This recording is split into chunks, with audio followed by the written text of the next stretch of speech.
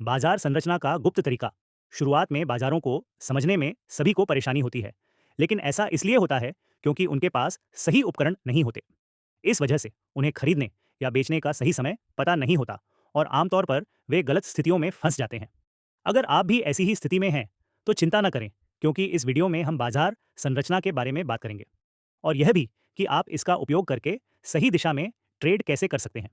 बाजार संरचना क्या है और इसका उपयोग आपके ट्रेडिंग को कैसे लाभ पहुंचा सकता है, यह समझना महत्वपूर्ण है। बाजार संरचना वह आधार है जिस पर तकनीकी विश्लेषण रणनीतियाँ बनाता है। बाजार संरचना क्या है? यह मूल्य आंदोलनों का अध्ययन है जो बाजार की भावना और संभावित भविष्य की मूल्य गतिविधियों के बारे में मूल्यवान जानकारी प्रकट कर सकता है।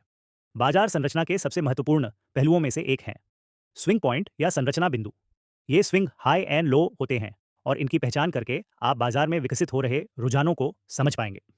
बाजार किसी भी 3 चरणों में हो सकता है: तेजी से बढ़ना, नीचे की ओर जाना और जब कीमत उच्च स्तर पर पहुंचती है तो अगल-बगल चलना।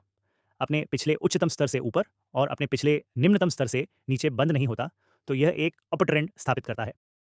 अपर ट्रेंड की पुष्टि के बाद लॉन्ग पोजीशन फायदेमंद होती है, जैसा कि कहा जाता है कि ट्रेंड आपका मित्र है। डाउन ट्रेंड में हम बाजार संरचना के प्रकार इसके विपरीत स्थिति का सामना करते हैं।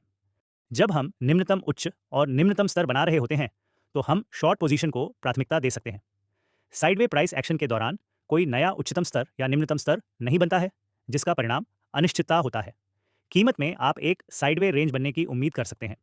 किसी भी दिशा में ब्रेकआउट हो सकता है, लेकिन ध्यान रखें, जब कीमत एक महत्वपूर्ण उच्च समय सीमा स्तर तक नहीं पहुंचती है, तो ट्रेंड जारी रहने की संभावना बढ़ जाती है, क्योंकि यह रेंज किसी प्रकार का पुनर्संचयन हो सकता है। अब अगर यह सब आपके लिए थोड़ा जटिल है या आप अभी शुरुआत कर रहे हैं और आप इसे विस्तार से नहीं समझना चाहते हैं, मार्केट स्ट्रक्चर इंडिकेटर मैन्युअल रूप से देखें तो ऐसे इंडिकेटर मौजूद हैं जो आपके लिए काफ़ी अच्छा काम कर सकते हैं। मैं लक्स एल्गो द्वारा स्मार्ट मनी कॉन्सेप्ट्स की सलाह दूंगा। यह आपको इस वीडियो में चर्चा की गई अवधारणाओं का दृश्य निरूपण देगा। आप देखेंगे कि यह बी और सी एच प्रदर्शित करता है। बीओएस का अर्थ है संरचना का टूटना और सी एच का अर्थ है चरित्र में परिवर्तन। इनके बीच का अंतर संरचना की मात्रा या टूटने की गंभीरता है। इसलिए चरित्र में परिवर्तन तब प्रदर्शित होगा जब सबसे हालिया स्विंग हाई या लो स्विंग पॉइंट के ऊपर या नीचे कैंडल क्लोज के साथ टूट जाता है। जब संरचना का टूटना प्रदर्शित होता है, तो इसका मतलब है कि दूसरा स्विंग हाई या लो टूट गया है। आप कुछ अलग अलग प्रकार की रेखाएं भी देखेंगे। एक रेखा डैश वाली है और एक ठोस मोटी रेखा वाली है। डैश वाली संरचना आंतरिक संरचना है, जो मूल रूप से एक बड़े मूल्य स्तर के अंदर की संरचना है। यह स्विंग संरचना होगी। स्विंग संरचना बड़ी ठोस रेखाएं हैं और यह एक अधिक महत्वपूर्ण उच्च समय सीमा संरचना का टूटना है। यह एक अधिक महत्वपूर्ण संकेत होगा। मुझे पता है कि यह सब थोड़ा जटिल लग सकता है। समझने के लिए बहुत कुछ है, इसलिए मैं आपको कुछ दृश्य उदाहरण दिखाऊंगा जो वास्तव में बाजार संरचना में ट्रेडिंग के वास्तविक उदाहरण। इसे समझने के लिए यह महत्वपूर्ण है कि यहाँ हम एक स्पष्ट एकतरफा बाजार देख सकते हैं जो लगातार निम्नतम उच्च और निम्नतम स्तर बना रहा है।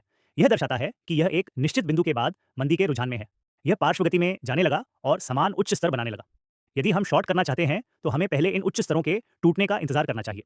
यहाँ आप देख सकते हैं कि कीमत ऐसा ही करती है और फिर यह नीचे की ओर एक उचित मूल्य का अंतर बनाती है। यह शॉर्ट करने के लिए हमारा प्रवेश बिंदु हो सकता है। अपना स्टॉप लॉस उच्च स्तर से ऊपर सेट करें और 1:3 या 1:4 के जोखिम इनाम अनुपात का लक्ष्य रखें। हम इस अवधारणा का उपयोग रिवर्सल में ट्रेडिंग के लिए भी कर सकते हैं। यहाँ हम देख सकते हैं कि बाजार उच्चतर उच्च और उच्चतर निम्न स्तरों के साथ ऊपर की ओर रुझान कर रहा है। यहाँ इसने एक उच्चतर उच्च स्तर बनाया है जो और भी ऊपर जाने की पुष्टि होनी चाहिए, लेकिन एक बिंदु पर यह समान उच्च स्तर बनाने लगा। सावधान रहें, क्योंकि यह तरलता हथियाने का प्रयास भी हो सकता है, लेकिन हमें यह तब तक पता नहीं चलेगा जब तक हमें रिवर्सल के और संकेत नहीं मिलते।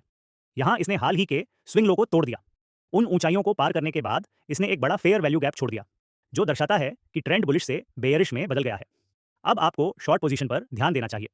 आप उस फेयर वैल्यू गैप के मध्य बिंदु या उसके बाद के अतिक्रमण पर एंट्री कर सकते हैं। Stop loss fair value gap के ऊपर सेट किए जा सकते हैं और वे लिक्विडिटी को कम टारगेट कर सकते हैं। यह कई कॉन्सेप्ट्स में से